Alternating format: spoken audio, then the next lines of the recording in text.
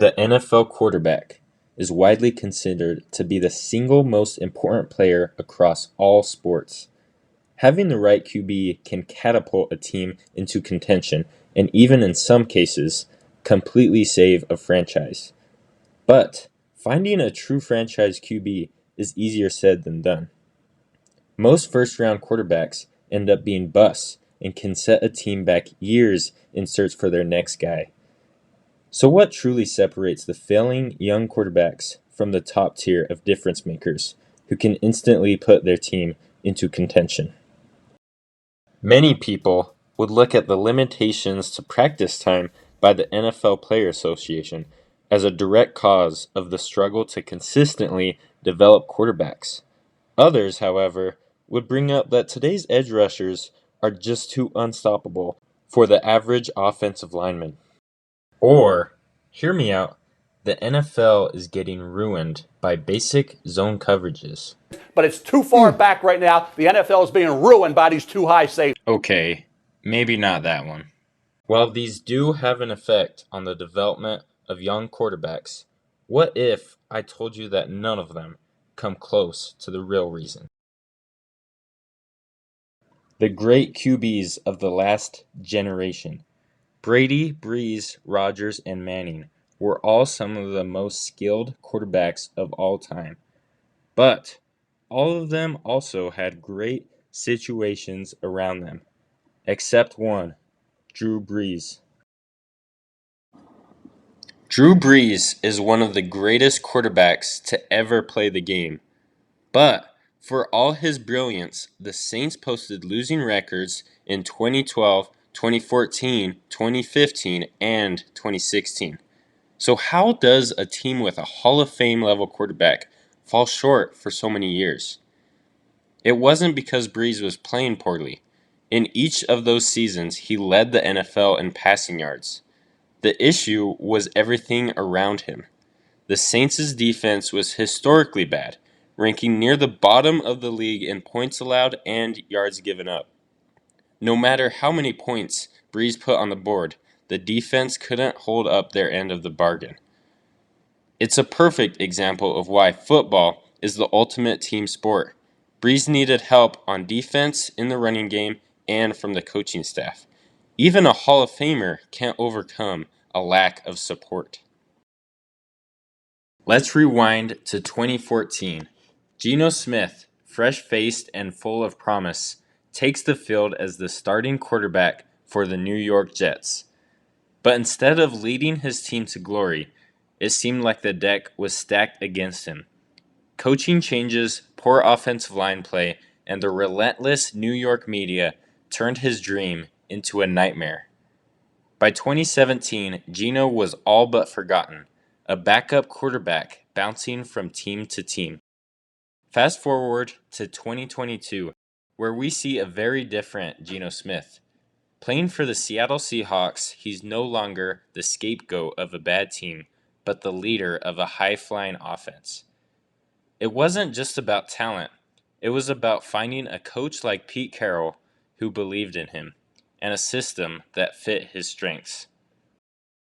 Baker Mayfield entered the NFL with swagger.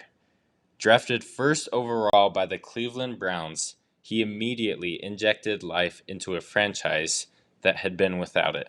But after a promising start, Baker's confidence seemed to be lost. Injuries piled up, chemistry with his teammates faltered, and by 2022, Mayfield was a man without a home.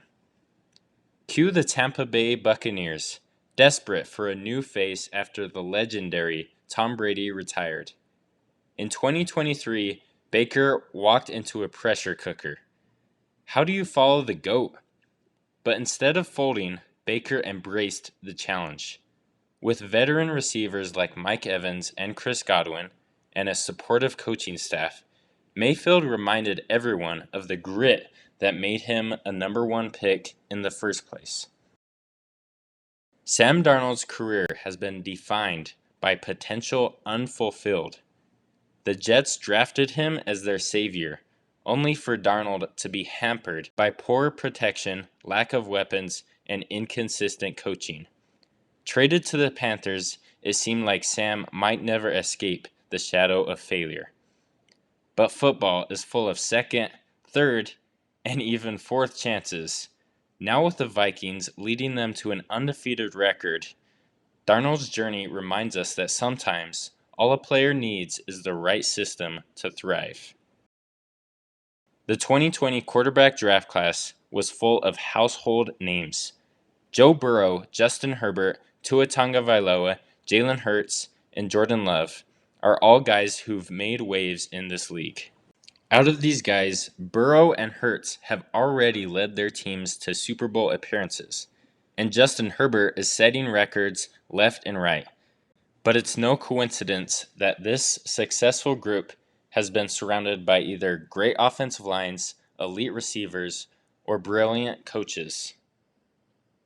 Now, let's take a look at the 2021 quarterback draft class.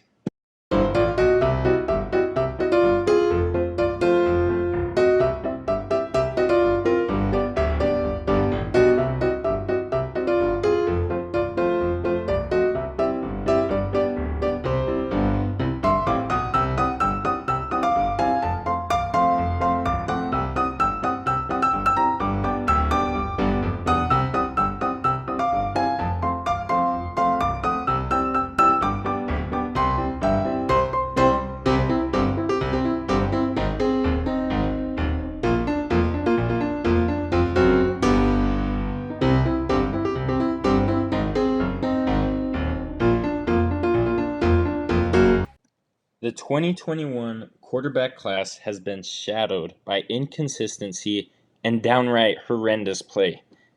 And in the cases of Trevor Lawrence, Zach Wilson, Trey Lance, Justin Fields, and Mac Jones, whether it's because of inept coaching, poor offensive lines, a lack of weapons, or injuries, this class has been unable to find success in this league. It truly shows that you can identify poor situations and support systems as easily as a simple lack of skills. But how important can coaching really be? They're not the ones putting their bodies on the line every play.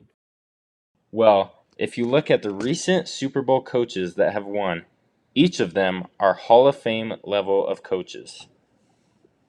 In the case of Andy Reid, his elite game managing and play calling maximized Patrick Mahomes' skills and has led the Chiefs to 3 Super Bowl rings. Sean McVay has always been touted as an offensive guru, but his greatest feat was being the first coach to build a team that led the great talent that is Matthew Stafford to his first ring. While often overshadowed by the GOAT, or the elite defense of Tampa Bay's championship team, Bruce Arians deserves massive credit for perfectly meshing his aggressive vertical passing game with Brady's precision and accuracy. Finally, Bill Belichick, the greatest coach of all time, deserves all the credit for consistently building top-tier defenses on the opposite side of the great Tom Brady. While the quarterback position is the most famous in all of sports, with the players always getting all the credit or all of the blame, it's really the supporting cast and coach that truly separate the greats apart from the rest.